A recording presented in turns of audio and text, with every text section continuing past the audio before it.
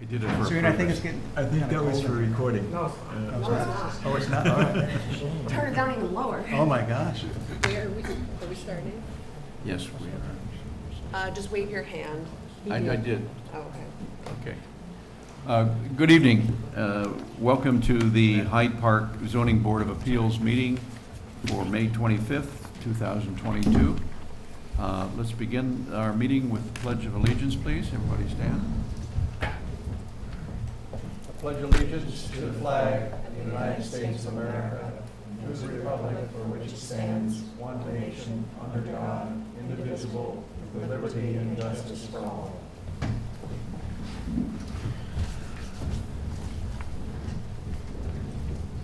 We have just a quick announcement. Mr. Schleppe on my right is an alternate sitting in tonight, and he will be participating in one of the applications tonight. And welcome, sir. We're always glad to have an alternate. Thank you very much, Steve. It gives us more flexibility. I'd like a motion to approve the minutes of the April 27th. April 27. The April 22nd meeting. Is there Motion. a motion? Is there a second? Second? Second. All in favor? Aye. Opposed? Passed. Okay. I'd like then the first agenda item, 21-15Z, Camp Victory Lake. We are continuing the public hearing. I'd like a motion to open the public hearing. Motion. Second? Second? All in favor? Aye. Aye. Opposed? The Camp Victory Lake has, we are still waiting for information from the planning board. In that, are we anticipating that will arrive before? Do you remember? I don't recall when they are next on the planning board's agenda, but I believe it is sometime in July. So if Okay. you Well, would we're like, continuing it, okay, we are continuing till July then? yes, Okay. if you would like to. All right, then, is there anybody from Camp Victory today? No? There being none, I would entertain a motion to continue the public hearing to July 27th. Motion. Second? Second? All in favor? Aye. Opposed? Very good. The second agenda item is Rite Aid 2119Z. Is there a I'd like a motion to open the public hearing. Motion? Second? Second. All in favor? Aye. Opposed? Is there a representative from Rite Aid here? There being none, do we have information from them in terms of, we were waiting on additional information from them in terms of some options they were looking at? Yes, the applicant reached out to me and said they would be submitting an amendment to their application. I'm not sure how much is going to change. I guess we can cross that bridge when we get to it. Okay. I'm having a meeting with her tomorrow morning. So we need to continue the public hearing to Yes. June. Okay. I'd entertain a motion to continue the public hearing for the Rite Aid 21-19Z until June 22nd. Motion. Second? Second. All in favor? Aye. Opposed? Okay. The next item, Mr. Asurio. Welcome. I'd like a motion to open the public hearing. Motion? Second? Second. All in favor? Aye. Aye. Opposed? Good evening, sir, and welcome. Good evening. Sorry I was rushing late. I was in the middle of a gas leak. But like we said before, we're looking for 10 foot of the setback, and we brought pictures of before and after the last two jobs that we did. Okay, If I can bring them to you. sure. Please just be aware of all the wires. Yeah, I saw. Yeah. This is the first one. That's when we first got it. Okay, wow, okay. All right. These are other projects that you've been in. We just did, involved with. yes. Okay, okay, all right, And this is what it looked like when we were done. nice. Okay. So really rehabbing them From scratch. from scratch. Oh, Every wow. cold, everything was done And is this particular one, follows the same pattern? Yes. Okay. No, that's okay, that's okay. I think we get an idea of the quality of work you're doing. Yeah, this was the other one. Okay, that's fine. Wow. And the before and after are in the Yeah. direction you're saying. Yes, Yeah. that's exactly what it's going with. Okay. Going to next. Okay, good, all right. So, I can leave all this for that, or I can take I'll tell you what, If you're going to leave it, please leave it with me. it. Okay. yeah, leave it with Mr. Ishler, please. That's great, thank you, that's very helpful. Thanks for bringing it in. Yeah, That's nice. good calling, Mr. Pitcher, thank you. Thank you. Okay, so, is there anybody from the public that would like to make any comments on this application? From board members? Anybody? Any questions? Questions? Okay. Then I would entertain a motion to close the public hearing. Motion. Second? Is there a Second. second? All in favor? Aye. Opposed?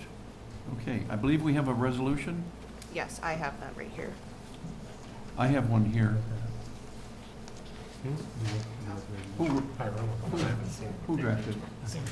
Jerry. Jim, do you want to, Sure. please? Thank you. Can I start? Yes, you can. Resolution to grant an area variance, Pedro Acero, 8 Rimp Road, Poughkeepsie, New York, 12603. Date today, resolution 22-05Z.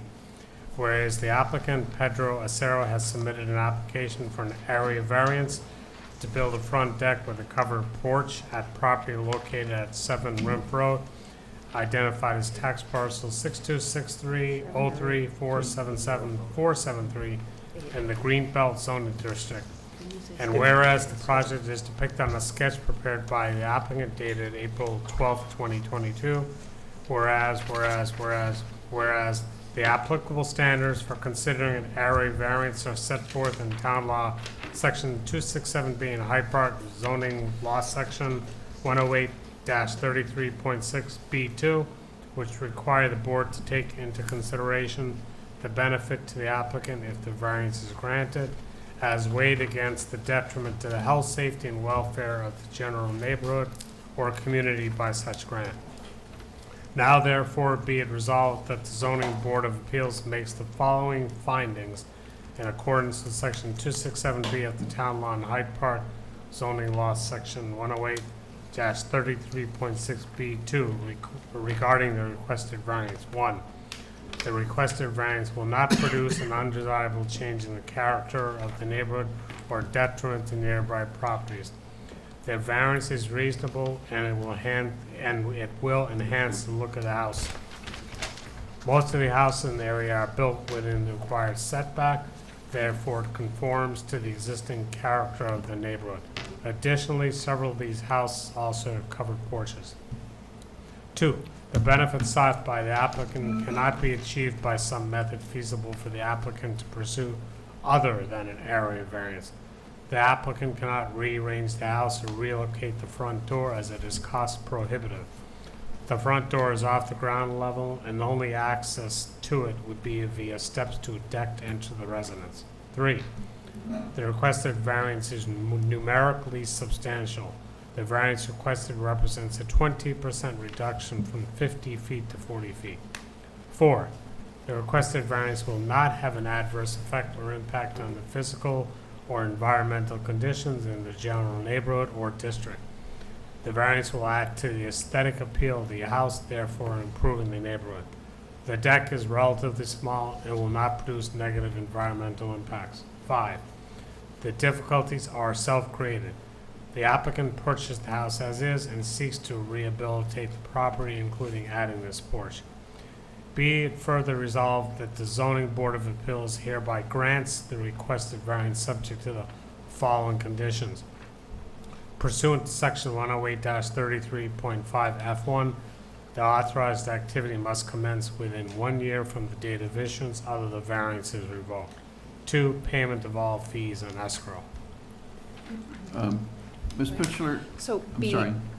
Before we vote, Yes. I made a typo in this resolution. If everyone could go to the first whereas. The address is 8 Rimpf Boulevard, not 7 Rimpf Road. The parcel number, however, is correct on the resolution you have. So So it's 8 from, 8 Rimpf Boulevard. okay, Boulevard. So Would that be the same on the top part? Yes. Correct. Oh, then Rimp Road becomes Rimp. Yeah. So technically speaking, somebody just needs to make a motion to amend it. I would And entertain a accept- motion to amend this per Ms. Bushler's. Motion. Second? Second. All in favor? Aye. Aye. Opposed? Okay. And then you vote on the Now, amended. Ms. Dushler, I believe we still need a I'm sorry, second. Tad, do you, I believe you still need to vote on the motion. You Yeah. only voted on the motion to amend, now you need to vote on the The amended resolution. resolution. yeah, that's what we're going to do. Okay. Yeah. I Ms. don't believe we have a second for that yet. Second. All in favor? Aye. Opposed? Okay. So the amended resolution, we'll take the board members' vote. Would you call Yes. that, please? James Agarwal, Yes. Gerald Bowen, Yes. Paul Donnelly, Yes. Richard Perkins, David McNary. Yes. Congratulations, gentlemen. Thank you. Good luck. Sounds like an interesting project. Good luck on that. We Thank you. appreciate it. Thank you.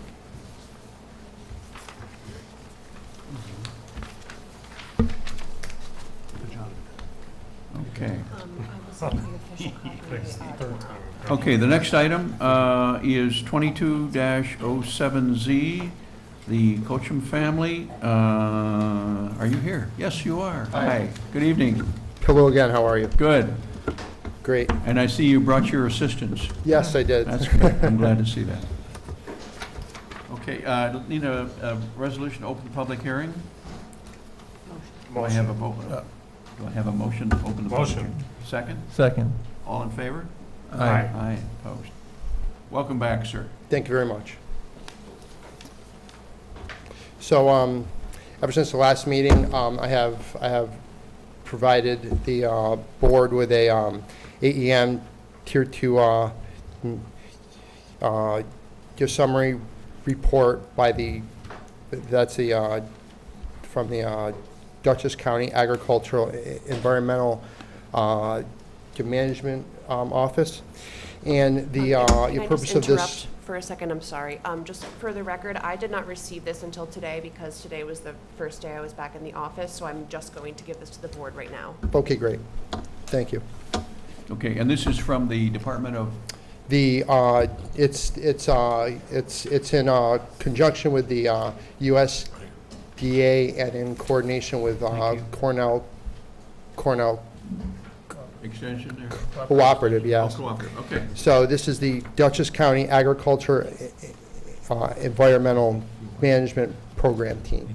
They're based out of Millbrook, and the your services that they provide, they will visit your house and they will check out your area and give you kind of a ruling on if the area is managed properly, if there's any risks or any sort of agricultural issues that you have to be aware of.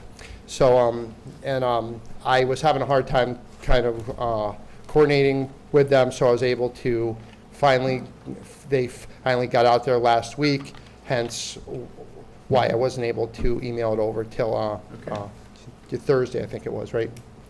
Friday, Yeah. I think.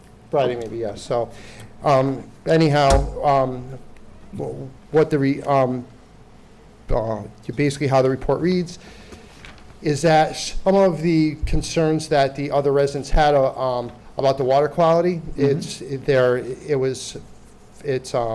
found that, from their report, there is no risk. There is no risk of runoff to open water sources. There also is no risk from droppings on the your ground infiltrating in. I'm an engineer also by trade, and and that is consistent with your typical engineering practices as well. Okay. So, if you want to, to have a moment to review that, that's Okay, fine. So what they're saying, if I understand, and thank you for clarifying that, there's no water bodies near this property to cause concern for any of these items, that is, pathogens that would impact the water quality of your property as well as others around. That's right, sir. Okay. Also, in conjunction with this report, I also contacted your Cornell Cooperative, and while they don't provide services to your homeowners, they provide guidance to your commercial farms and your town governments. And the woman that I spoke with over there, I explained what we had over there. She kind of concurred that there is no risk for water issues at all. I tried to ask her if, if that information could be prepared for the board. And what she offered is that I can't ask her because I'm a resident, but if the town wants to ask her to come in, and if you request it, then those the services are available free of charge. So it would just be something that the town would have to ask for. But it basically, it's the same information that's in this report, though. Okay. Questions from anybody on this? I mean, go ahead. Anybody? Changing the character of the we're really talking about two variances here. One is the rooster variance, noise, and the second is, or the chicken, distance from the chickens. The second is unenclosed chicken manure, which is really what you're talking about now in terms of this report. Yes, so that was one of the major concerns. The definition, the definition around what waste storage is. I actually have a document here from the USDA. I don't have it. I don't have it in that package. It came afterwards. If you would like, I'm happy to provide it. But Yes. yeah, absolutely. So the definition, while I'm not going to argue the ruling of the zoning, of Tad Moss, it's just backup information so you can understand the lack of impact that this has. Okay. My understanding in terms of this issue is this a variance for an unenclosed manure storage? Right. And what we're saying right now is it is unenclosed. Right. But we're also indicating, is there a danger there to the public in terms of the quality of water? And what you're saying is this group says at this point, no. Yes, yes. So, I mean, I'm not, just for backup information, you can review that at your leisure. What the definition of a waste storage facility is. That being said, though, the coop and where it is and how it's kind of maintained is not a environmental risk at all. Okay, okay. And for clarification, they can review that because you've submitted it. Sure. But what is controlling their determination will be the town code of the town of Hyde Park. Absolutely. It's just to make sure your backup information for your knowledge. There's Okay. other ones of these that I'm sure that you'll have to rule on at some point or another. Okay, the second, the second variance you're requesting was for the distance where the chickens are from not only your house, but from the other neighborhood houses. And you're That's asking for a variance which would bring those closer to these houses. Right. Any new information or any changes in that? Not really. There is, you know, you have a crow collar on our chicken now. It definitely takes it down a lot. You know, your children would like to you keep their rooster. Like I said last time, it's kind of you're part of the educational experience why we have them. If I will offer to the board, whereas it would really be you'll hurt them. But if we had to get rid of the rooster, we would to keep the chickens. If that is something, it would break their hearts, and it is something that I would really like to try to avoid, and try to keep the crow collar on him and try to control the noise down any way possible. Okay. Now, the difference, there's a significant difference in terms of the distance if you have a rooster. 100 feet, yes. Yeah. And as we've heard from some other citizens, the rooster noise is a factor. Yes, sir. Let me ask board members questions here. None at this time.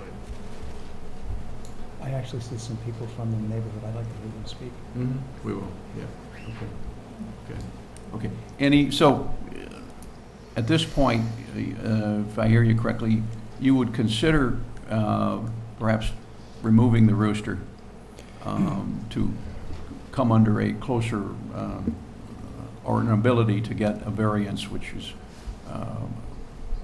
Yes, I want to work with everybody. I mean, Okay. I don't want to be a bad neighbor. You know, I really don't. Okay, appreciate that. You know, there is, like I brought up last time, I don't think the presence of the rooster is going to change any of the effect. There's other roosters in the area that you can hear louder than ours at times, and they are the proper distance away as far as I know. So I really don't see a negative impact on them. But I want to work with everybody. Like I said, it would break their heart, and I realize that isn't your kind of problem per se, but it's notable. Okay, all right. May I clarify one thing? Sure.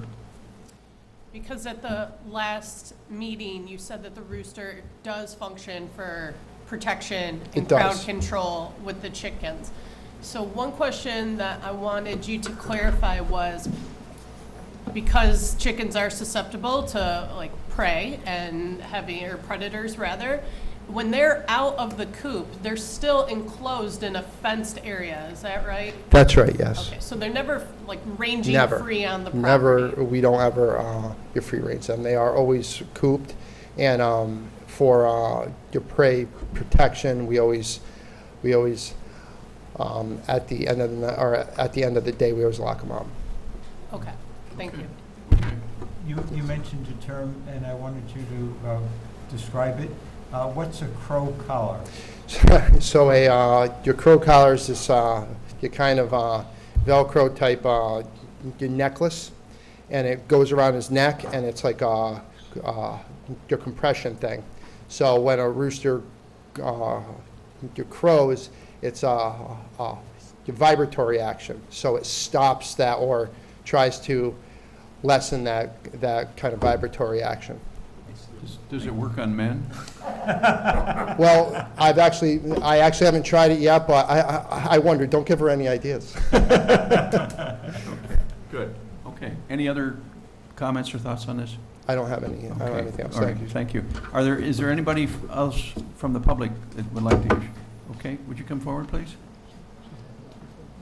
Good evening. Hi, my name is Kelly Stewart. I live next door at 20 Bella's Way. We own the home next door. I spoke last month. I just want to reiterate, honestly, and I've talked to the other neighbor who was here last time and another neighbor who wrote the letter, the chicken manure storage isn't really even an issue for us. Okay. And we know that that's, they're chickens. We have huge horses that live behind us whose poop would be more of an issue than the chickens.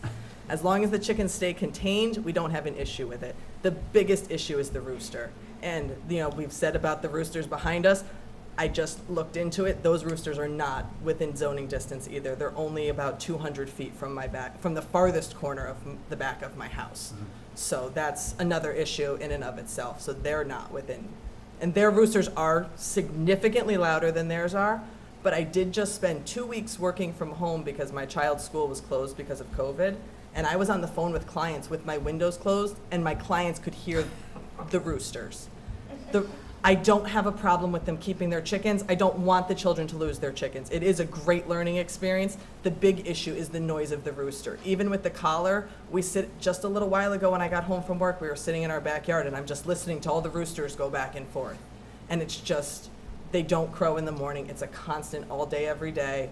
And also a lot of the neighbors who wrote letters last time, they live on the other side of the street and they don't work from home. I work from home several days a week, and it's just the noise of the roosters. I don't want them to have to lose their chickens. You know, I don't think that's an issue. They do keep them contained. That's not the issue. The issue is really just the noise of the rooster. Okay, good. So All that's, right. and like I said, even the manure issue isn't really even, I think that just came up and everything else. That's really not the issue. The issue is really just the noise of the rooster. Okay, all right. Well, thank you, I appreciate your coming. May I ask you one question, Sure. David, if you don't mind? You mentioned that you could tell that their rooster is quieter than the other roosters? Oh, the other two are but I think the other two are older. They've had them longer, so they're Okay. more mature. So I do hear a different. You can tell too because of like the spatial. Okay. Like you can tell that, and from where I am, theirs is to this side. These ones are over here.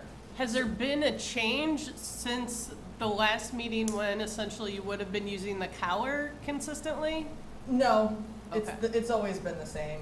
It has the sound. I mean, I do hear it a little bit less, but you still hear it all the time. We sat out in our backyard for an hour after I got home from work today, and I just hear these two going, and you just hear them going back and forth. Okay, thank you. Okay. We've addressed I think, the manure issue in terms of environmental, but in terms of the noise for the distance for the chickens and the rooster, the alternative that I hear is, in terms of removing the rooster, is there any other alternative? I don't think there is at this point.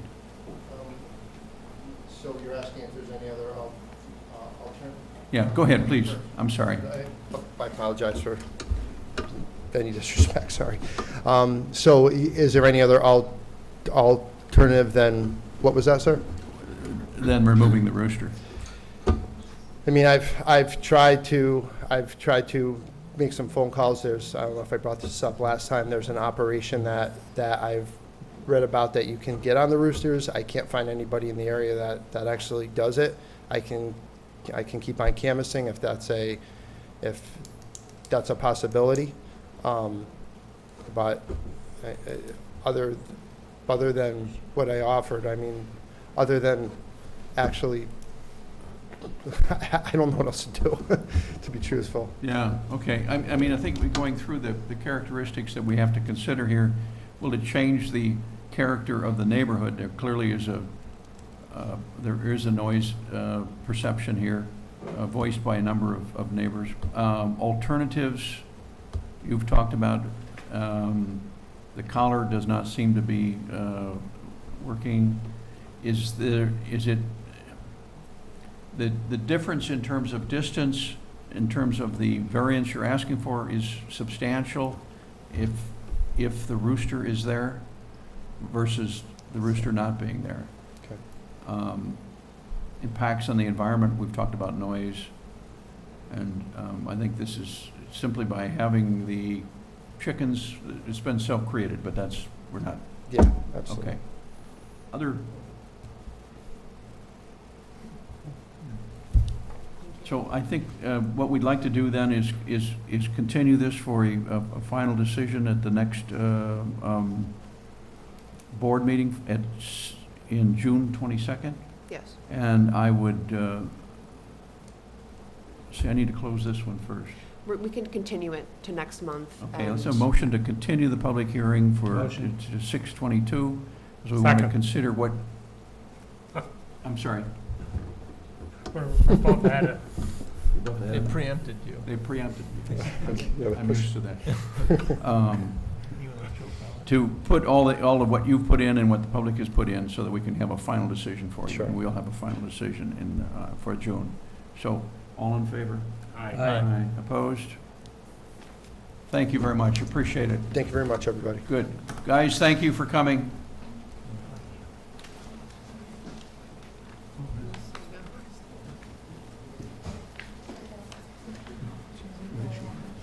Okay, the next item, 2206Z, the Zambico building. Aha, they're back. Good. I would entertain a motion to open the public hearing. Motion. Second? Second. All in favor? Aye. Opposed? Okay, welcome back. Do you have music with your presentation? No? Okay. I also, we also have use of the laptop, and I have some of the information here on this flash drive if you would like to use that as well. Okay, I'll see what we, Okay, now, you've asked for two variances, one for height of the building and one for increasing the percentage of pervious ground in the, on the property. And my understanding is, so I see if I have this correct, property is approximately 1.46 or 7 acres, about 60,000 square feet. You've asked for, in terms of increasing the impervious space by 9,000 square feet, which is roughly, what, 9% or something like that? Is that, or is it more than that? Do I have that right? I'd like to go over that, just to understand that, and to go over, I see you brought a drawing of this, and just to review the request for variance on the impervious surface. There's a microphone in the little. Yeah, there's a button microphone here. underneath, I think it's on. Blow in it. Yeah, it's on, you're hot. So the zone is only for 15% coverage. And what they want to do is have the house here towards the back of the lot. Can you hold the mic into your, yeah. Okay, they want,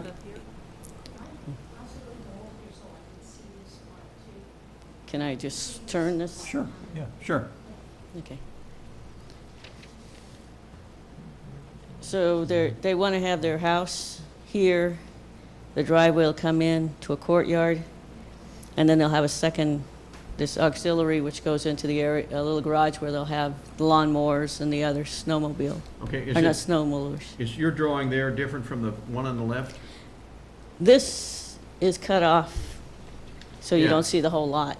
Okay, So okay, this is the proposed okay.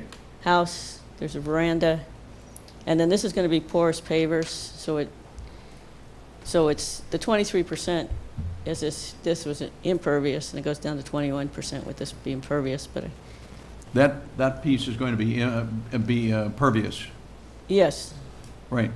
because and these are the big, wide, open pervious. Mm-hmm. So they can't really, Okay. you don't really want it here because cars, when they turn, can flip them up. People, if you walk on them with high heels or with a cane or anything, you get stuck in them because these are the big openings. Now, you mentioned that last time. Can you sort of walk through, what you're saying is if, in fact, the driveway there is pervious, that people and cars will damage the road? This section here, because when you make a turn on, these are not the little tight blocks that people put on decks and things. These are the little bit bigger openings that you see on auxiliary parking lots. Mm-hmm. And so if a truck comes in and does any turning on them, they have a tendency of kicking them up. And then also, because the openings are bigger, if you've got a high heel, you drop into the opening, or if you've got a cane or crutches, it'll kick on the edge of it because they're bigger. They're not made to be ADA. Okay. That part there is for, This is for like the lawnmower. right. And So the snow blower. The public or visitors are not going to go there. Correct, So it's pervious. correct. Okay. Let's talk about the impervious, because that's where the issue is. So this is the parking lot coming in, and then they've got a courtyard here with a garage on each side here. Is the courtyard pervious? No, the courtyard is impervious because the people will be walking out there. Okay. And also, the ground slopes down this way, so if we were to put it impervious, any water that drops through here is going to hit the wall of the basement. So we don't want to have the water coming down here right into the high side of the basement You're wall. not telling me as an architect you can't design water to move the other way? Well, we can, but we also didn't want to have the big openings on here where people will be walking, especially if they have a party or something, and this is where the people with high heels will show up, or anybody with... Okay, so if I hear your argument or your presentation here in terms of the reason it is for somebody who exits the car and must walk into the house. Correct. So you have a lot of driveway there that they won't be getting out of. Is there a need for that to be impervious? There is somewhat, because in addition to turning, snowplows catch those blocks and kick them up as well. They're like this big with the big openings, and a blade of a snowplow, they usually say you got to plow high. So over time, they'll start kicking up. Is that going to be blacktop? Yeah, this would be Yeah. blacktop. Can a portion of that, because this is this road there, the entrance road and turning is a significant increase in terms of impervious on the impervious surfaces on the property. I'm having a hard time understanding why you have to blacktop the whole thing, and you've asked for a over 50% increase in the in our requirements for covering the property. For long-term life of it, if you start putting in those, what's proposed here up in this area, the snow plows, after a few years will kick them out. If any, here, this is straight, this is a turn, but if anybody kicks their tires too much, they kick up. They usually, if you see them in a parking lot, they're for the straight in, drive in, or you'll see them in like emergency drive, but they're not expecting plowing, or they're not routine plowing, or they're not expecting routine traffic. What is the percentage of impervious for just the blacktop driveway? Not counting those patio Right. areas. Yeah, I just realized I didn't have the calculation in my packet. I took it out.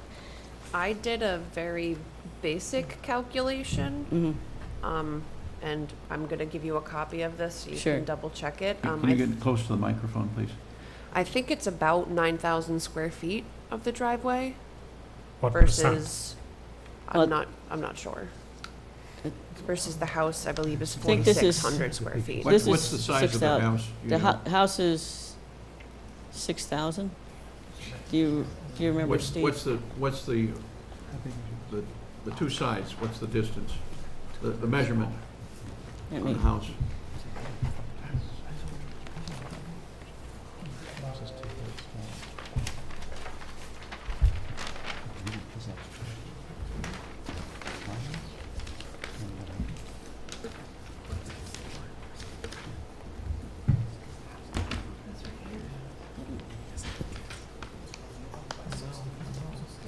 Yeah, 6,000.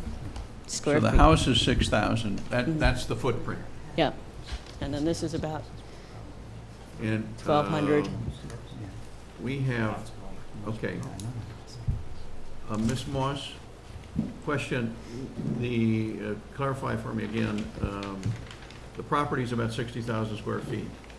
The town allows 15%, so that's 9,000 square feet. Is that- Yes, 9,147, roughly. Okay. So you, Is the allowed coverage of, That's 15%, correct. so your rough calculations are the blacktop driveway is about 9. no? I'm a little confused about the square footage of the house. So what I do know that I took the lot size, 1.4 acres, and turned that into square feet, which is 60,984. And then I took 15% of that, which is 9,147, and then some decimal places. That is the 15%. So just over 9,000 square feet is 15%. The requested 23% is just over 14,000 square feet. So actually, I found my calculations. Huh? I found the calculations that Okay. got buried in there. Okay, so the house footprint, because it's got the courtyard, Okay, is, hold your mic up if you would. the house footprint, because it has the courtyard, Including the courtyard? no, without the courtyard, is 5,470. The veranda is 1,220. And the driveway in the courtyard is 2,459. Or not 2,450. The driveway is 6,111 6,101. square feet, yes. Well, within the 15. Sorry, what was the 2459? No, That was how much was only left for the driveway Oh, I see. to get 15%, which would have been like that when it got into so, the house. okay, that's good. So what you're saying is the difference between 6,101 and 2,459 is you're asking us to increase it because of the driveway. Yes, And we are allowed 9,000, the figure we're looking at is 9,000 roughly. Yes. And the Based on- house was 5,470 and the little piece in there is 12. So you're at 6690. Okay. Is there an alternative? not really, because you have to get around the septic here. But I mean an alternative to impervious versus impervious. There's not a great alternative. I mean, I would keep this impervious, Mhm. because that's the walking area. Mhm. This is a turn, this is a turn. They could put some impervious in here. Mm-hmm. I mean, pervious in here. Have you explored pervious forms of blacktop? I recall going to a national park in Pennsylvania, and they had demonstrated that there were some permeable blacktops. They aren't black, they Right. might be brown, but Mhm. the same sort of Y- thing. Yeah, there's different types of that, and I didn't look into it. It costs a lot more, but, and this is on rock, so here, it's in fill, so it'll drop through. The other sections are in rock, so you don't get a lot of you don't get a lot of infiltration. But that, they could do that. It's just a lot more expensive, and you have to maintain it a lot more. And that property does have a lot of rock already. Mhm. Not that you created the rock, I mean, the rock is there, so there is a question of having enough drainage. I think this could come back to them. In the, later on. can you, in terms of the plan you have right now, can you explain how you're handling the runoff, if it is in fact impervious? The runoff's just gonna go, it's less than an acre of disturbance. Can she turn the map so that the people out here can see it at the same time, or reposition it? If, I can bring it up on the laptop so that we can see it Oh, on the yeah. computer there. Okay, that would be good. Let's see if we can get it up on the screen so you can see it.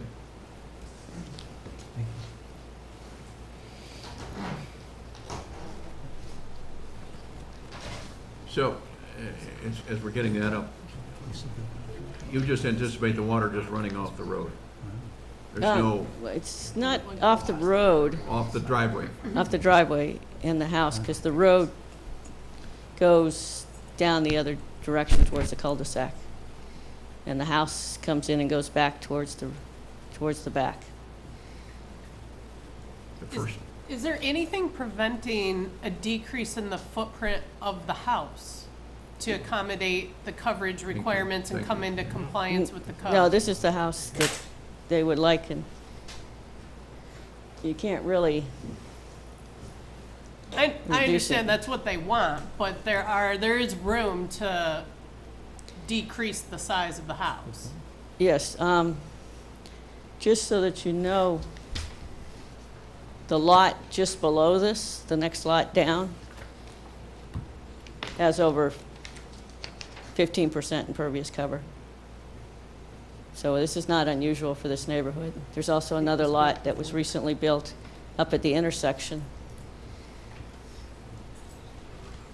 that, But 15% is what's accepted, right?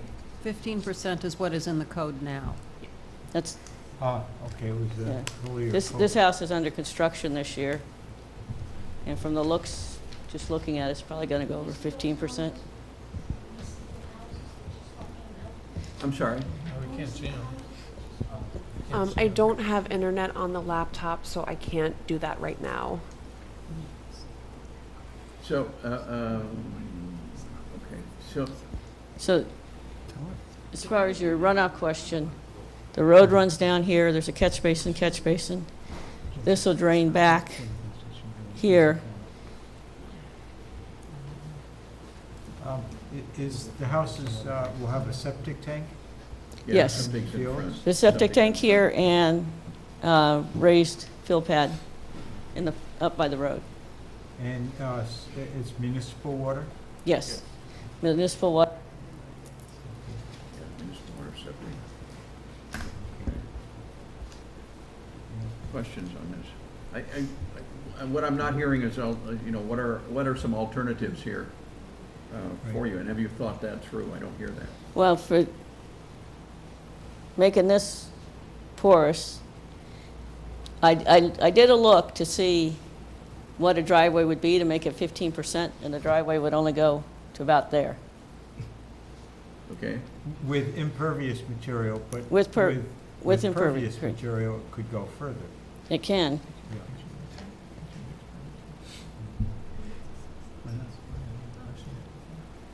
Okay, I mean, at this point, what I don't hear are alternatives to this. You're asking for over 50% increase in the coverage here as a variance. And my question is, what are the alternatives? And I don't hear any that you've considered at this point. Well, I considered, initially we considered putting porous here, but then once we realized that with the basement wall and people walking, that's not going to work. Doing this, I'm looking at turning movements with vehicles, can put it in and let it last a few years, and then it starts to pop out. Is there one garage? There's two garages. Two. For how many cars? Like how many I would each think, one fit? Are they 2-car, 3-car? Yeah, it's a 4-car garage, there's 2 on one side and 2 on the other. Michelle, just a thought, could we possibly do the driveway maybe out of like a grasscrete? well, we can, that's where it gets to be, that they get torn up, but it could be done. We could put the same block here, down in here. Probably not a lot of people would have trouble walking on it. But they're driving them to the house, aren't they? Yes, so Okay. if we took this and put it down here, we could get it, but, it'll last for a while until the snowplows kick it out. I guess we'd like to, if you could think of some alternatives and maybe come back to us with some alternatives that you think might work. Sure. That would be helpful. And explore that idea of pervious blacktop. Mhm. Yes. Okay, all right. Now, the second variance is height in the building. And I will admit, in terms of measuring the height, it's a complex thing, because you're measuring the average on all four sides of the building, and then you're pulling those together as some type of average. You've asked for a variance of, was it 3 or 4 feet? Yes. 3 feet. So you have the height of the house here. If you go through how you measured the height there, do you have it on? Do you have it on? Yes. Okay. You have it.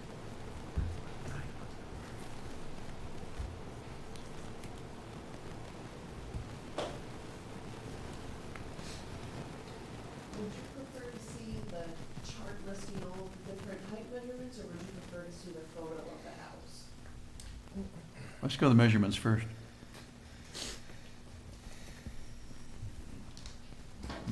No, I couldn't see that. Doesn't do any good. So would you like me to go to the? Go to the house, go to the house, yeah.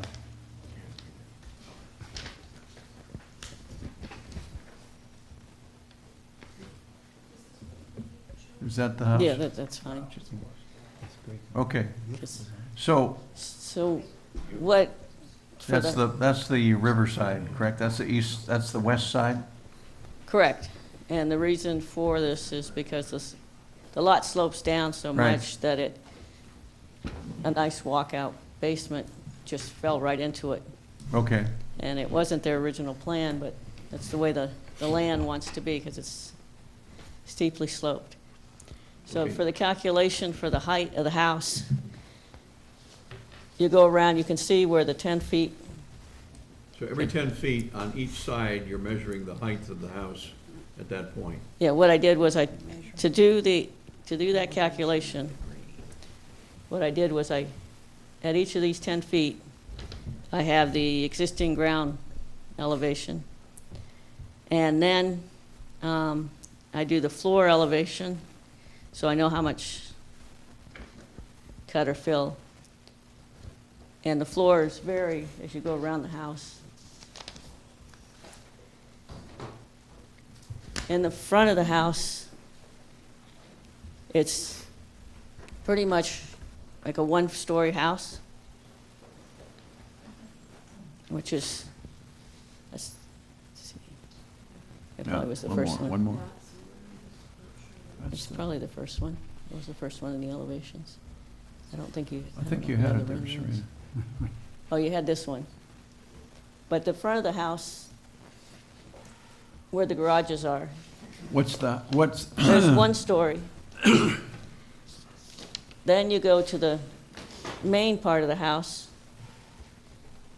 which is 2 stories. So the front of the house, 1 story, then you go to the main part of the house is 2 stories, and then when you get to the back, it's the front's buried and the back is exposed. Okay, now, the upper right quarter, picture, yeah. Mhm. Okay, I see the front as the first level. Yes, But I see a higher roof also on there. that's the second story. This is the first floor. This is the roof of the second floor. And then this is the basement.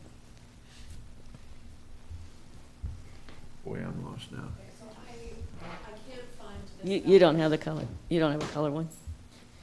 So here, if you just want to stop at that, that's the same one. Okay, that's the north side of the house, Right, so this is the courtyard. right? This is that utility garage. So these are the garages. That's 1 story. This is the first floor. Then in the back here's the second floor. And then this is the basement. Okay, all right. Did you look at, I mean, your roofs are pretty high. What I'm trying to get to is 3 feet difference sounds like not a lot, but in terms of measuring, how you're measuring this house, it could be substantial. Your biggest height is from your basement, is your west side, the river side. Correct. And so you're gonna get the highest thing there, and you can't really reduce much from there. Mhm. Yeah, we tried a couple different alternatives. We tried lowering the roof slope. We tried, because the homeowner, he wants to use truss construction for this. Okay? So by that, we now have thicker floors. He wants certain ceiling heights. I mean, we tried it with, I think we've got 10 feet on the basement level. We got a 10-foot ceiling on the first floor, and we got 9 on the second. So we tried, just lowering everything, going like 9, 9, and 8. Okay, But it kind of started to like hinder the design, and we figured, all right, let's just see if we can propose this. We tried, lowering the roof slope. We'd still need a variance. It's a lot of it is hindering on the grading that's out there. okay. Compared to the road, how high is the house from the elevation of the road? Looking at it from the road, what do you see?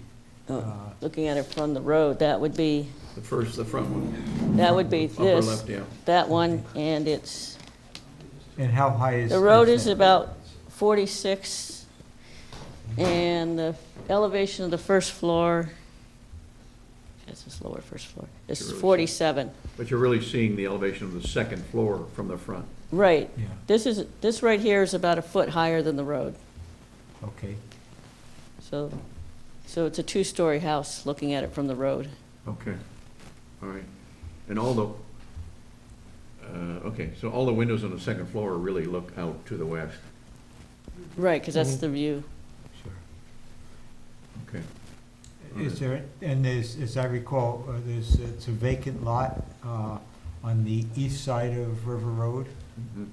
at that Yes, point? And- it's And very then- steep up. Yeah, and the next road is, the height is not going to affect anyone else's view at this point. No, because it's, Yeah, you it go goes up. east and it just goes way up Yeah. and, Okay. Okay. Alternatives, really, you've looked at the alternatives at this point? I mean, yeah, I think even if we were to lower the ceiling heights, change the framing so that we've got, dare I say, thinner floors. Have you looked at the pitch of the roof? Yeah, we tried that. Homeowner didn't like it. I mean, we could, maybe eliminate like the highest roof. Because that's what we were basing, I mean, correct me if I'm wrong, but that's what we were basing our overall heights on. It's the median of the highest roof. And it's like, yeah, that upper roof is what's kind of like generating all this. So it's I mean- the roof in the middle? It gets really, really, really close. I mean, we could probably decrease the variance that we're looking for, but I think ultimately we're probably still gonna need a variance. Okay, okay. Questions?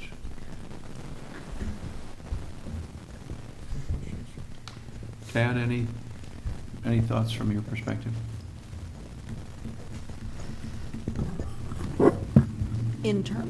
Excuse me, in terms of alternatives for the impervious, I have heard that you can have heated driveways. Mhm. And I don't know if that would solve anything, if you could use the pervious, either concrete or blacktop, and have it heated. I guess they do that in Westchester. I'm not familiar with it, but apparently that's a thing. it actually wouldn't make much difference because pervious asphalt, because it drains better, it freezes shallower, but it doesn't cause ice on the top because the water drops through. So porous asphalt, pervious asphalt, and porous concrete are better in ice, even though the depth of frost is a little higher. It's still below the top. Okay. But I do know it's just a lot of high energy. The Trinity Pauling put that under sidewalks. Oh. They'd have heated sidewalks. Okay. So I think we understand the issue of the height of the building, the imperviousness.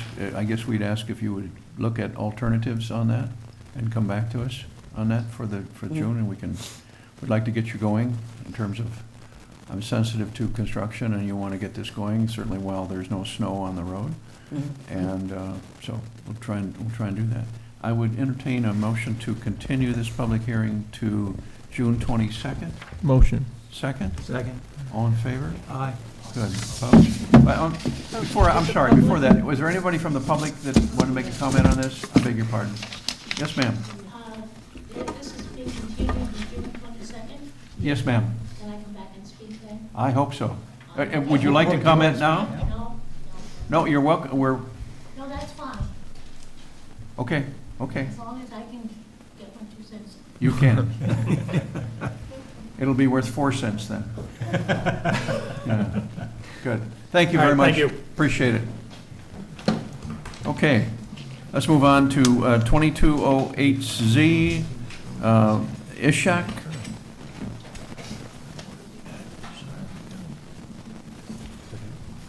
Good evening, sir. And you are, sir? My name is John Caro. I work with Oh, Carl. Yep. let me, I beg your pardon, before we get started, I have one thing that I want to make.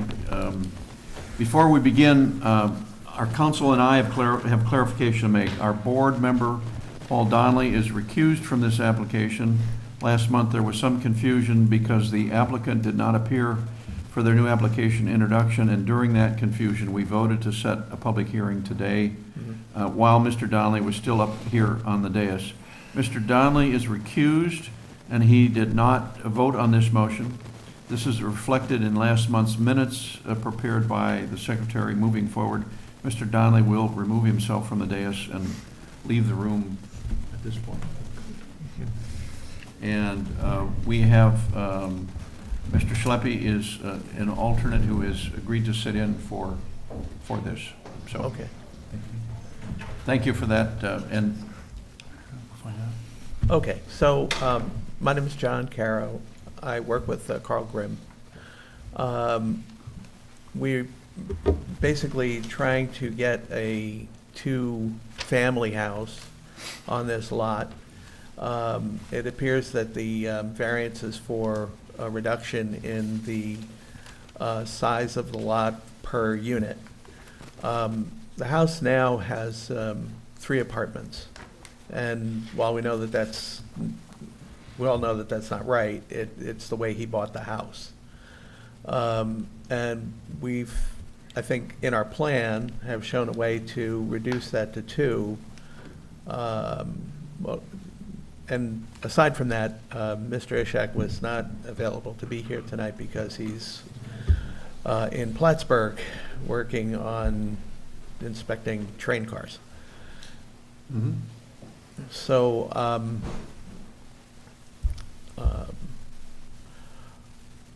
I don't know if you guys have any questions about, What what is the your project is really. What is your position again? I work with Carl Grimm. He's the architect. And I'm doing just here to represent Mr. Ishak. So you're an architect? In a manner of speaking, yes. I work in architecture. okay, do you want to talk to the issue of what the variance is you're requesting and why we'd be interested in knowing, certainly in terms of what it has, what impact it has on the character of the neighborhood, and alternates, if there's an alternate to this, some type of that can solve this, and talk about the impact, the substantiality of the variance that you're asking for, and certainly the impact on the environment, the neighborhood, et cetera. And finally, I think pretty much seems to be self-created by the owner at this point in terms of what they want. Do you know when the current owner purchased the house? I am not 100% sure of that, but I know it was not more than probably 3 or 4 years ago. Okay. So, the size of the lot, do you know the size of the lot at this point? Yes, it's, It's less than a half acre, isn't it? no, it's less than an acre. 8 acre, okay, less than an Yes. acre, .8, is it? Yeah, I think it was something like, hold on one second. I'm sorry? You found it as .39? It's a .75, I believe. It's the way that the code is written. Okay. I know it's a little confusing, but the actual size of the lot is,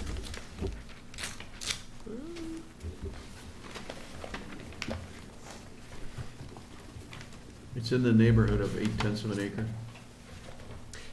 yes. Yes. Around there. Okay.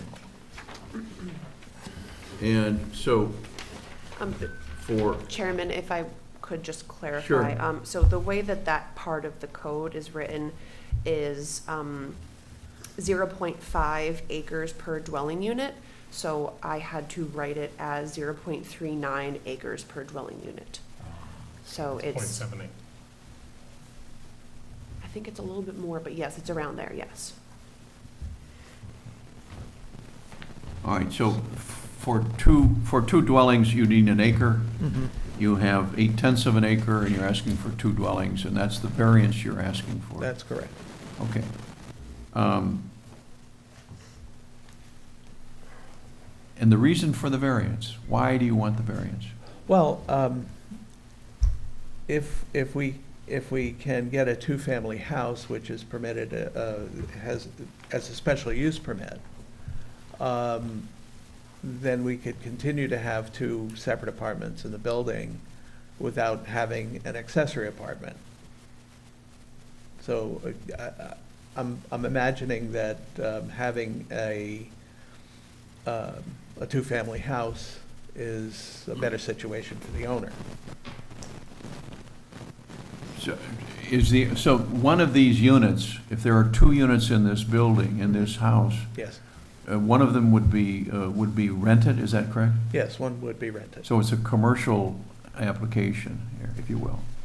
Both are rented, I believe. I'm sorry? Both are rented. Both are rented now? It's not owner It's not occupied owner right now? occupied. No, it's not owner Owner occupied. occupied. Yeah, that's important to know. Yeah. Currently, how many people are living in the house? There's three tenants. How many? Is that 6 people, 8 people? What is it? Well, I'm sure that the one family that lives in the the center part of the house is probably 4 people. 2 children and 2 adults. And then there's 2 adults at the other end and 2 adults at the other end, so a total of 8. So you have six adults and 2 children? Yes. Young children? One family Yes. has 3.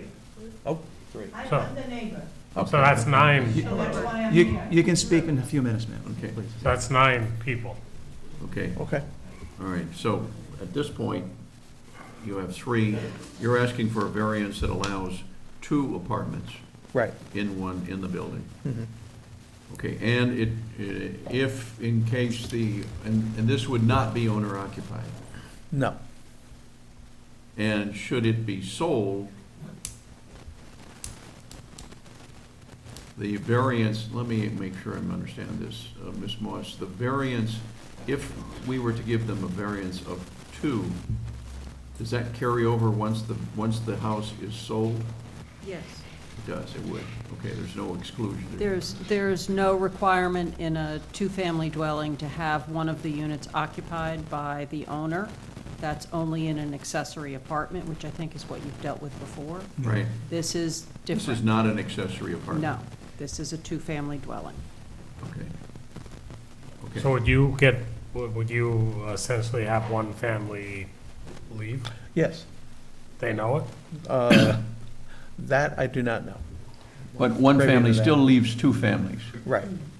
and, okay. When was this house built?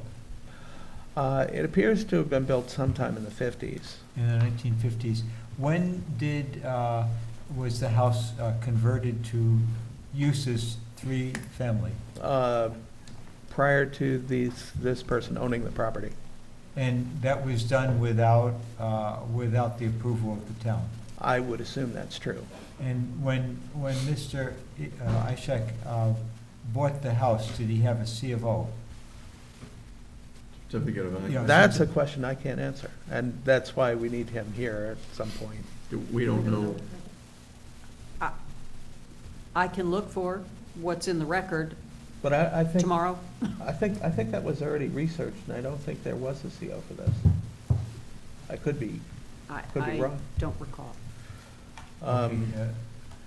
So the house was probably illegally, or at least unapproved, for three-family occupancy. And the new owner, when he bought it, never got a C of O. Well, never, certainly never assumed that it was anything other than legal, I think. A CO would have checked that, wouldn't it? If you pay cash for a property, there is no oversight by a bank looking for certificates of occupancy. Okay. And if it was built prior to, I don't know what the date is that the building department uses, it just says that it was built prior and there was no requirement for a C of O at the time. Subsequent construction that would have converted it differently or put an addition on, because there was an addition over the garage, as I recall. There was a building permit for that, but it was not for an additional dwelling unit. It was just additional space. Okay, thank you. Alternatives, are you thinking about any, I mean, what alternatives are you considering right now in terms of this? You mean other than doing the two families? Yeah, I don't think we had another alternative at this point. okay. Tell me about the impact on the neighborhood. You've got three families living in basically one house. Do you know how large the house is overall, roughly? I wouldn't hold you to the exact footage, but is it? It was, I think it was in the neighborhood of 3,500 square feet. 35, okay. Okay, and we know how big the lot was. It was too small. I mean, it was 0.8, so Yeah. What, have you considered the impact of the character of the neighborhood by continuing this or doing this? I mean, Well, I think it would improve the situation. Previously, there was a fellow who had a bunch of cars there, which have been removed, as far as I'm told. I mean, the house is not exactly, but it's not an ugly house, if you will. It's actually quite nice looking house. And I think that the improvement would be that there would be less, obviously less cars on the property.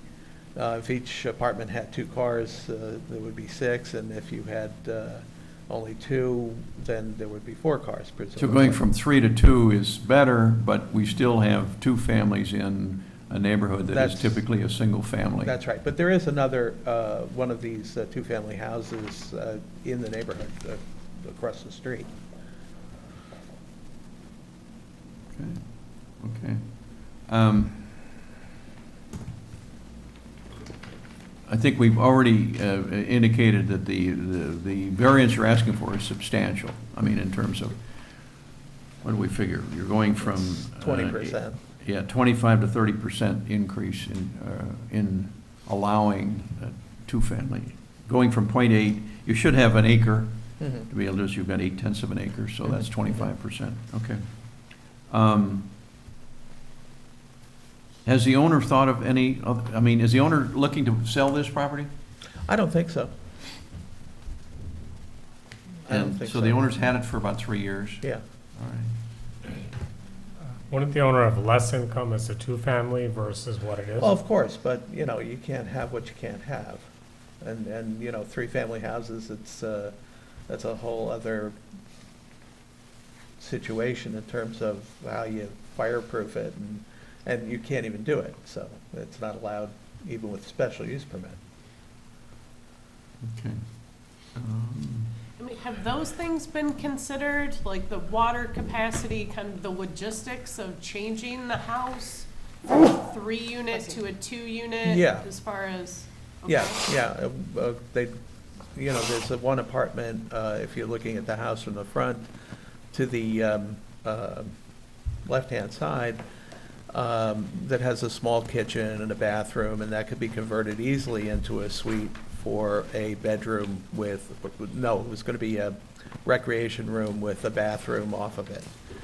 And then there are 3 other bedrooms upstairs in that part of the house, so that would become a 4-bedroom unit. So it would be perhaps, parents and 3 children or something, which is what they have. The, Ms. Moss, this property is currently in violation. That's why the application has come in. They have an opportunity to try to rectify the violation. Okay. So they are here attempting to obtain the variance so that they are able to have the 2-family and apply for the building permit and eventually get a CO for a 2-family. Okay, how long have they been in violation? Do you know? This is dated August 9th, 2021. Let me correct that. The notice of apparent violation sent to the owner was dated June 3rd, 2021. Okay. I don't know how long it's been that way.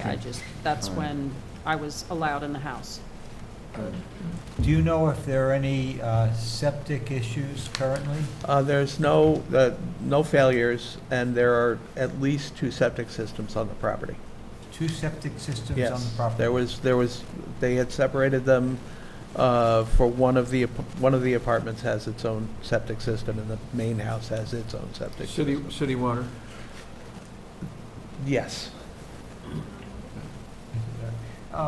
There's a number of reasons why zoning would have a desire to have fewer units, like, make this a 1-family. Some of them would be cars, as you've identified, that by going from 3 to 2, you're reducing the cars. There's also questions of noise, trash, the way that the property is kept up. Yeah.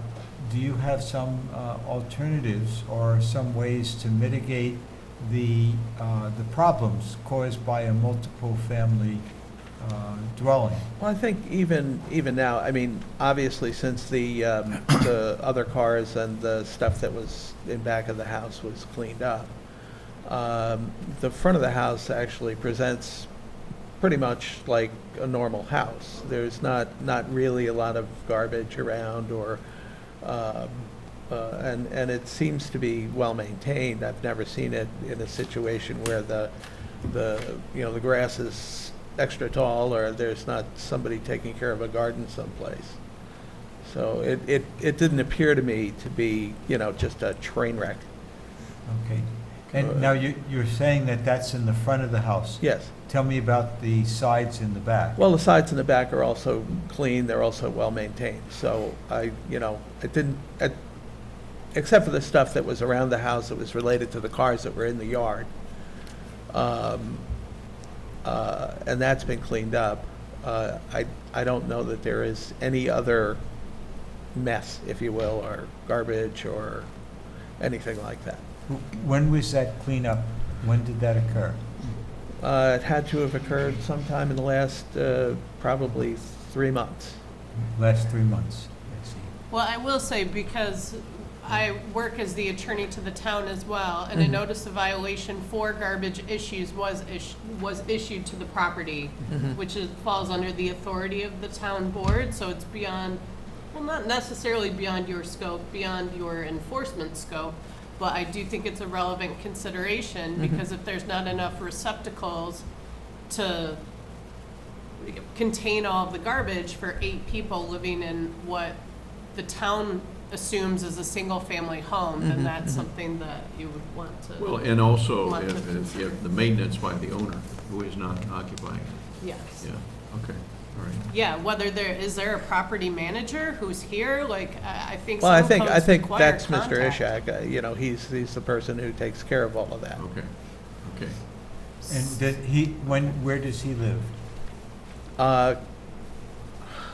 That's a good question. I'm not 100% sure. I know he's somewhere local, but I'm not exactly sure of where he Is he in the lives. county? Yes. Okay, all right, good. I'm sure, is there anything else that, from your perspective, we should know in terms of understanding your request? I can't say that there's anything else that I would, can think of at the moment. Okay, all right, good. May Thank I you. ask one other thing? Yes, you can. Because it's 3 units currently, but you're only applying for 2, so what is preventing the compliance, like at least the applicant furthering his compliance with the town code and not having it be a 3-unit, since Well, that's not even being requested? That's a question that I need to discuss with him, because, it's possible that he could make this change, but in making the change at this point, if it goes back to a one-family house, then you would have to do additional things to change it. So I guess he's, at this point, waiting to see how the variance works out. Okay. But he's essentially collecting rent from these people, but while he's in violation, and that enforcement has stayed while this is ongoing. So I think see. that just needs to be clear to all the board, too. Okay. Well, I'll discuss that with him and Good, okay. see where we go. Thank you for your comments and your response. Appreciate it. Okay. Is there anybody else who would like to comment on this? Yes, ma'am.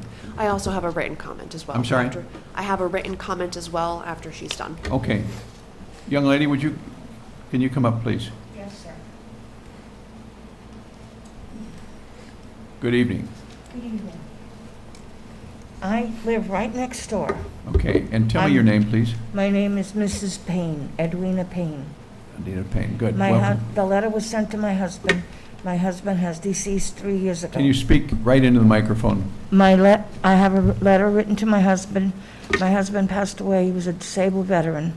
And what he had gotten overseas took his life Christmas Eve 3 years ago. It's just me there now. Okay. And yeah. Yeah. Thank you. You're welcome. And I lived there almost 4 years, 3.5, close to 4 years. And there's been a lot going on, a lot of cars, a lot of noise, and for the longest time, the septic stunk, terrible. I would go down running in my basement to make sure it wasn't mine, and I've cleaned it out. Mm-hmm. And it just took your breath away. And I don't know, I was worried what I read here about they were looking to see if my property was abandoned. It's not. The property that we bought, that's what I expect to keep. I don't want nobody taking anything away. Mm-hmm. It came with the one house. We paid a lot of money for that little place. And we're going to keep it. I'm going to keep it. It's ridiculous that this is going on, especially with the cars. He does work a garage, and he has lots of cars there. He works on Jeeps. So somebody is working on automobiles on the property? Jeeps, Jeeps. A repair shop, do you think? I think. Yeah. So it's not just families, it's, there's a Well, it's the same, business. it's one of the family. One of the families has a business of auto repair. And he said he said to somebody, he rented a place in Poughkeepsie, but yet I've seen it there. Only the last couple of weeks it hasn't been open, but it's been open all the time. Okay. I'm right out the door, and there's a drop, and then there's me. Okay. And I love it there. It's a nice neighborhood. This is my second time in Hyde Park now. And that's when my husband and I wanted to retire. Yeah. Only God took him. So I'm looking forward to doing things a little bit at a time, even to make mine a little better. Just finding help. That's what the problem is, finding help. Yeah. Any other comments that you have in terms of how that particular house is impacting the neighborhood, or? A lot of things have been going on in the neighborhood. Thievery, vandalizing. I've had the police there a lot, especially the troopers or the sheriff. Now, my car has been vandalized at least 6 times. It's ridiculous who's doing it. I have an idea, but I cannot pin it, okay? And I'm tired of having to deal with this. My one door has been picked so bad with the lock that I have to put a new door on. All right, and there's no way to live like that. I lived in Hyde Park before, and I loved it. It was about 3 blocks away. When we first got married, for 12 years we lived there. And that's why we wanted to come back. And I just want this to stop, and I like to be safe. That's all I'm asking for. You know, I'm a widow, and I want to be safe. Right. Me and my little doggie. Are you thinking that some of the vandalism could be due to the house in question, the 3 families living in that house? Or you don't know? It might. It might be. It might. Okay. I'm not sure. Okay. And we just heard from Mr. Carroll that some of this has been remediated in the last 2 or 3 months. They're doing better with they've got more garbage cans, yes. Okay. They're doing good with that. But my deal is the cars, and then the music late at night. My house is older, and you got not a lot, you could hear a lot. At 1, 2 o'clock in the morning, Oh, especially in the summer. yeah. So I'm not complaining because I'm a complainer. It's just that it's not all cut. But my thing is the safety and no vandalizing. They vandalized the car, they vandalized my doors, they vandalized, when they broke in, they took 2 screens, they cut 2 screens right off. I didn't realize we had that many windows off ground, okay? And I shouldn't have to worry about sleeping with one eye open or one eye closed. No, of course not. I want the safety back the way it was. I'm not asking for much. This is my home until God says it's your turn. Good. Thank you very much. Thanks You're very much. welcome. Appreciate you coming. I thank you. Mr. Chairman, can I make a comment? Yes, you can, sir. I drove by the place this Sunday evening just to drive by, and I saw a Jeep on a trailer on right of the driveway on the lawn. I saw it looked like a Jeep dealer. I saw all sorts of vehicles on the front elevation of the home. It's not an ugly home, but the front had a grill, bicycles, just a collection of stuff right outside the front, which is unbecoming. Sometimes there's 5 and 6 Jeeps, Oh, my God. okay? At least that, the 3, when they bring them in. They do fix them and they move them, but it's still, I thought that I heard from somebody that's a zoning, that they shouldn't have that many Jeeps, that many, it's not fit for a garage. It should be just for residential. Well, I saw it Sunday evening. I took pictures, so I wanted to see myself. Good. You saw it. So, Mr. Chair, I have a written Yes. comment as well, if Thank you'd you like me very to read much. it aloud. Thank you. Thank you for coming. So this was emailed to me this afternoon at 4:31 PM from Annette Katz at 11 Cedar Lane. I am unable to attend tonight's zoning board of appeals meeting, and I'm hoping this email would be sufficient to voice my disapproval of this variance request. I am one of the neighbors adjoining this property. It is directly behind me. This property is being used today as a rental property by an absentee landlord, and it is apparent based on the number of vehicles and people that it is being rented illegally to more than one family. In fact, I believe there are more than 2 families living there, and therefore I object to this dwelling unit being zoned for a 2-family dwelling. There have been issues with the septic in the past, and multiple families will continue to cause the offensive smell. This is a neighborhood of private houses and not meant to be used as an apartment complex.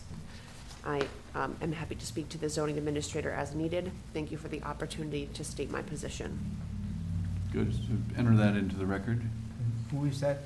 Who is the name? Annette Katz. Okay, good. Thank you. Are there anybody else from the public? Yes, sir. I'm John Lombardi, Town Board member, third Ward. A lot of neighbors have been calling me complaining about this parcel. One side of the road is in the 3rd Ward, and the other side is in Lynn's ward, I believe Ward 2. Back in January, we had numerous complaints.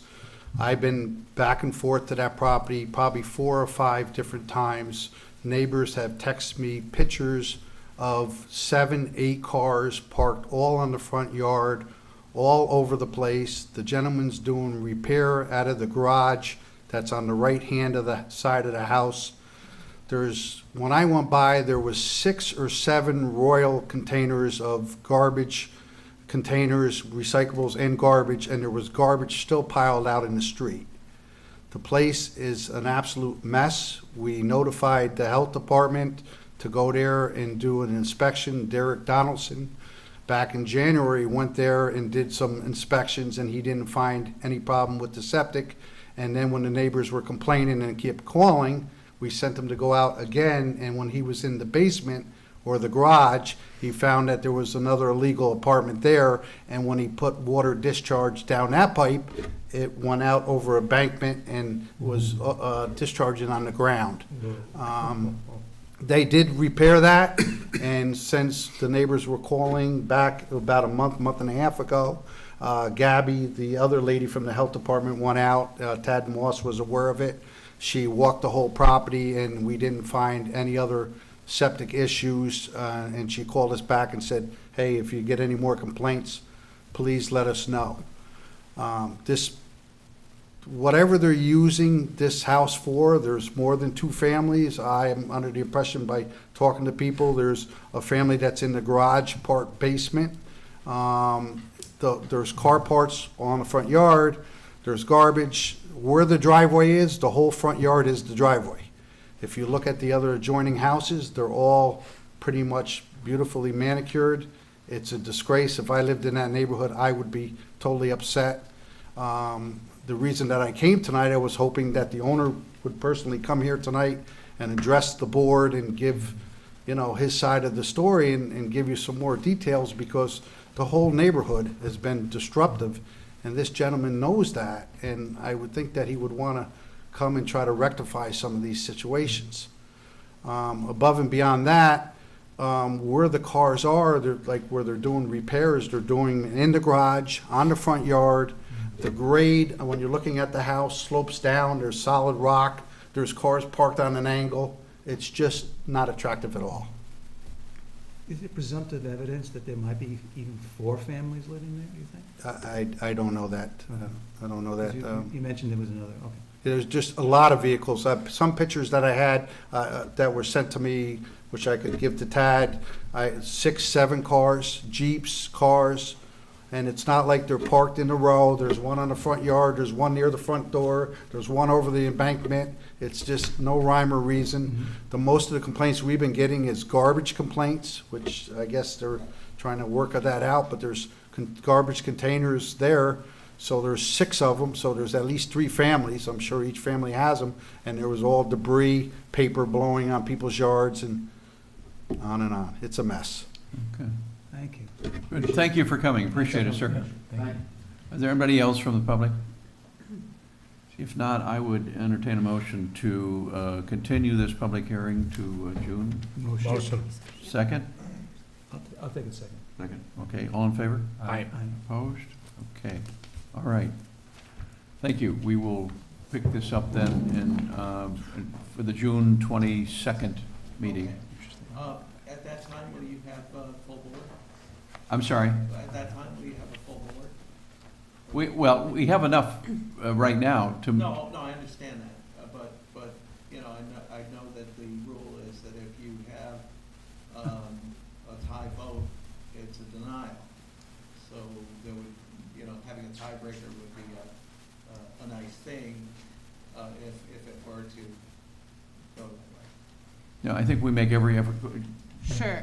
So that is true if there is a tie, given this jurisdictional issue, that it would be a denial if it's 4-4 and they fall out at 2-2. But a ZBA is under no obligation to have the five members present, so long as they have a quorum. Okay, regardless of vacancies or absences. But it's one of the reasons that Mr. Schleppe is here today as an alternate. Yes, I understand. Okay, good. Is Thank the you, owner sir. going to be here at the next meeting? I will make every effort to get him here. He, you know, I was hoping that he would be here today myself. Okay. He's unfortunately detained, doing a fairly important job. Okay, thank you very much, sir, appreciate it. Thank you. Okay, let's move on.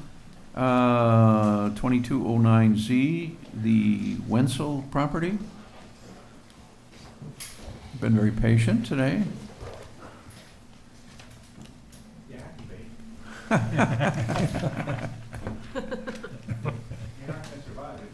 There you go. Am I right, Dad? Yeah. Good evening, Brian Watts here from Daystakos Engineering, here on behalf of the applicant. Good. We are here seeking a variance for the front yard setback in the neighborhood district. The applicant is seeking to, Good, we didn't open a public meeting. Did we open? Not yet, no. Let me, before, so wait, let's Got it. make this, I'd entertain a motion to open a public hearing for the Wenzel request. Is there? Second. Second, all in favor? Aye. Opposed? Okay. Now we're, I'm sorry. again, we are here. He is seeking to construct some practical space here in the form of a garage in in front of his existing house. Okay. It's an existing split level style home on 9 Shriver Lane. The current location of the home lends any kind of construction of a usable garage towards the front of the house, which would be in the front yard setback. It does have a garage on it right now, is that correct? Yes, Single, yes, underneath the, okay. a typical split level where you have, like your kitchen and your living room on one level, an internal split to the bedrooms and the bathroom, Okay. if you will. Okay, good. Yes, we have the picture Right. up in the background. He is seeking to build a garage, a 2-car garage in the front of his existing garage. And that would put him in the front yard setback. The house is currently in the setback. I can show that here. Is the house, are you saying the Is this house on? is already in the setback? Yes, this would be the existing setback lot lines. Okay, you got a curved road there. We do have a curved road, it's at the end of the cul-de-sac. Okay, The existing home, located here, it approximately from one corner, front left corner to back right corner is a setback. okay, So currently, he is at 24.3 feet, located right here. And with the construction of the garage here in orange, we are going to be 27 feet off that front setback line, or 23 feet. 23 feet. Yeah, okay. So we're not actually So increasing. the house is already in the, Yes. in the setback? And Yes. And it is, refresh my memory, the house is how far into the setback?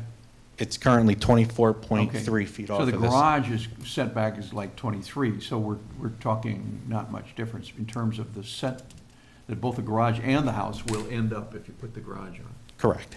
at about 23 feet. Okay, okay. Gotcha, all right. And is there an alternative to this site?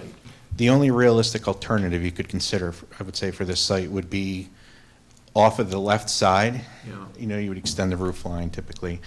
That entire area is, Rock, it's rock straight up. I think it's taller than the house is currently. okay. Okay.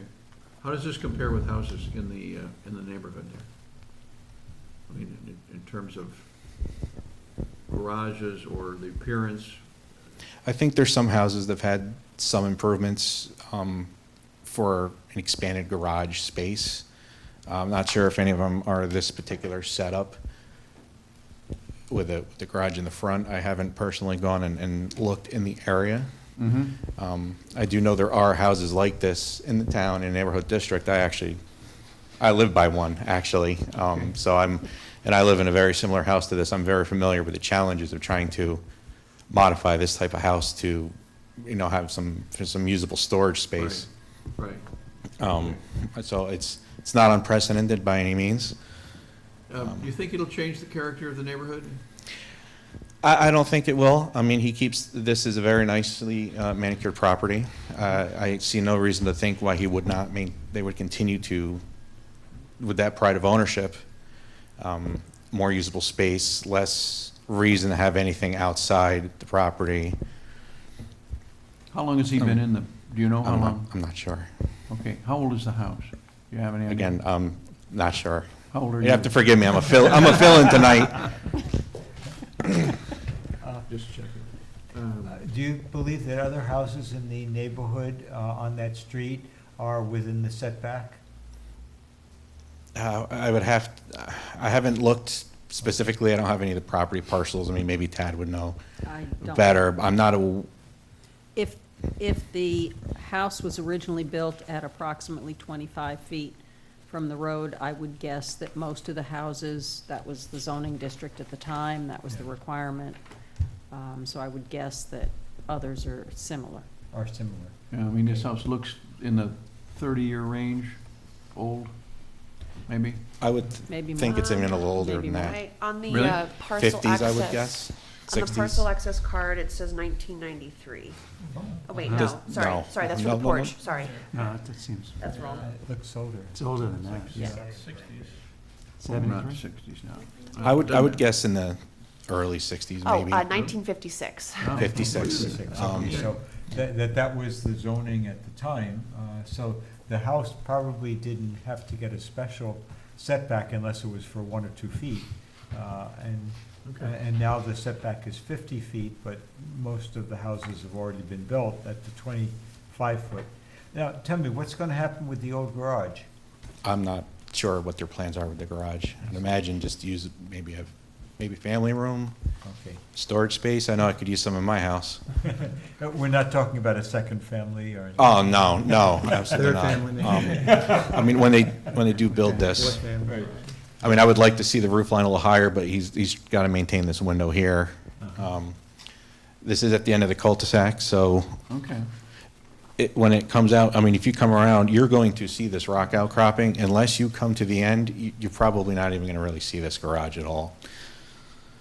So you would only have a couple neighbors that would even be able to necessarily see this. Good.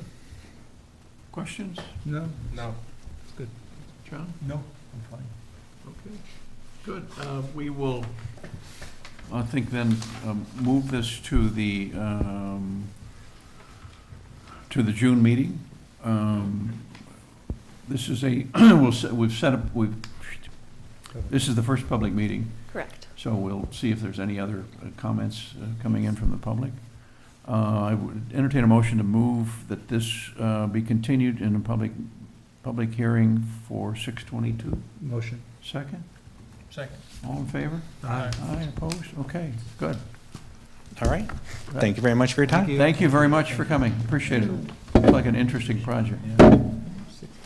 Okay. And last but not least, Culinary Institute. Good evening, sir. Good evening. My name is Paul Bikert. I'm from Timely Signs in Kingston, and I'm You're from where? Kingston, Timely Signs in Timely Kingston. Signs, yeah. okay. And I'm here representing our client, Culinary Institute, for an area variance for a couple of monument signs that are pre-existing that they wish to update with new branding that they've invested in. So, And the variance you're requesting is? 5.35 square feet beyond the 30 square foot limit for this particular zoning district. Okay.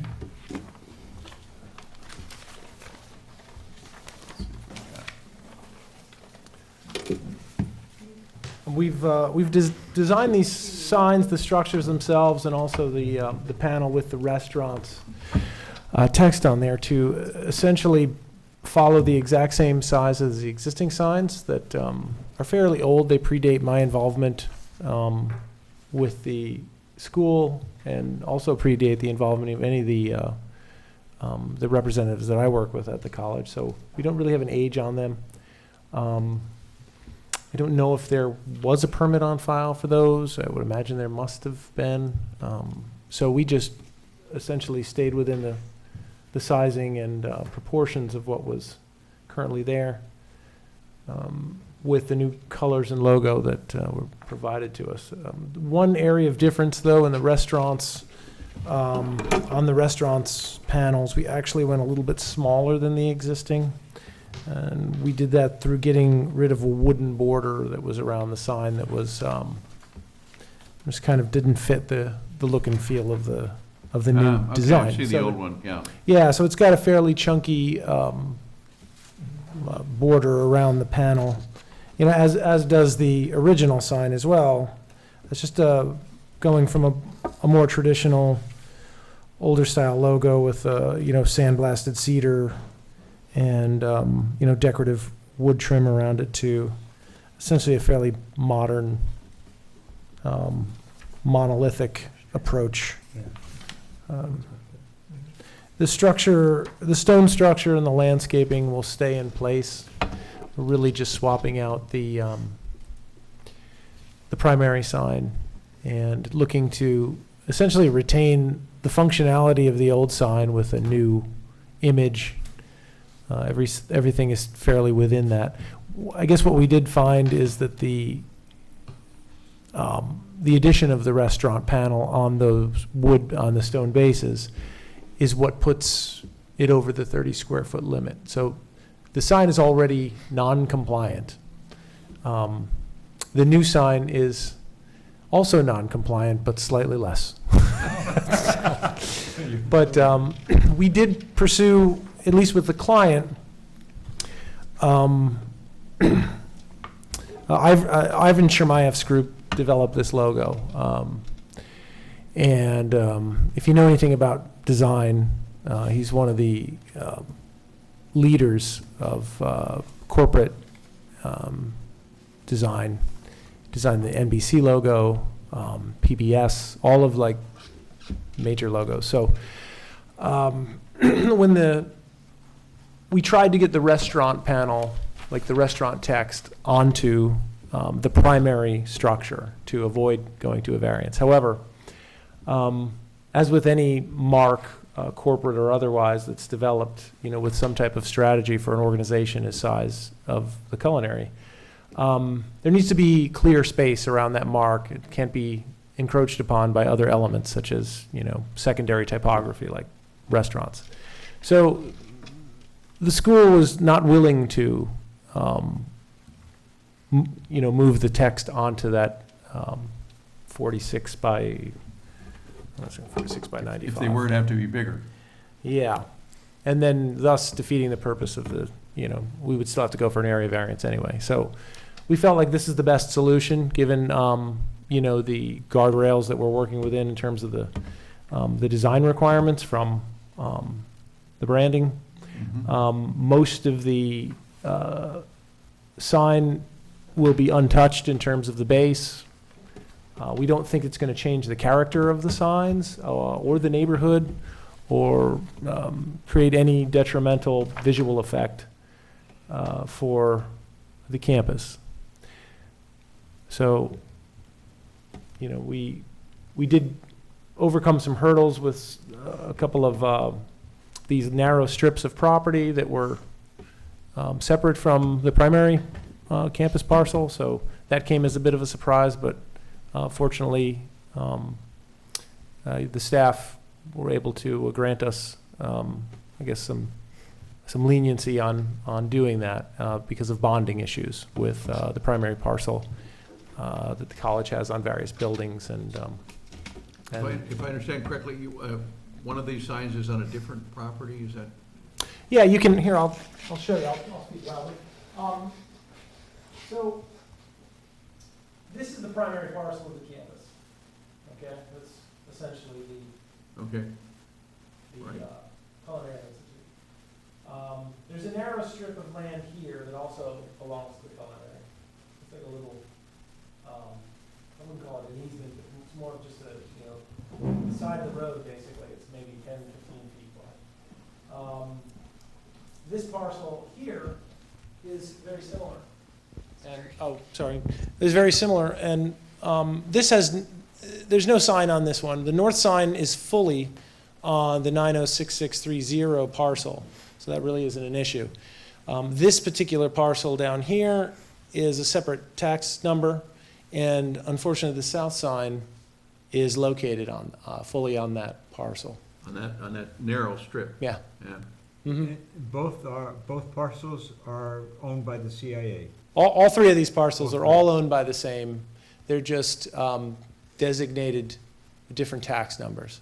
There's nothing, neither of these are buildable lots, you know, there just isn't enough square footage, but because of its proximity to the road, and where the entrance is,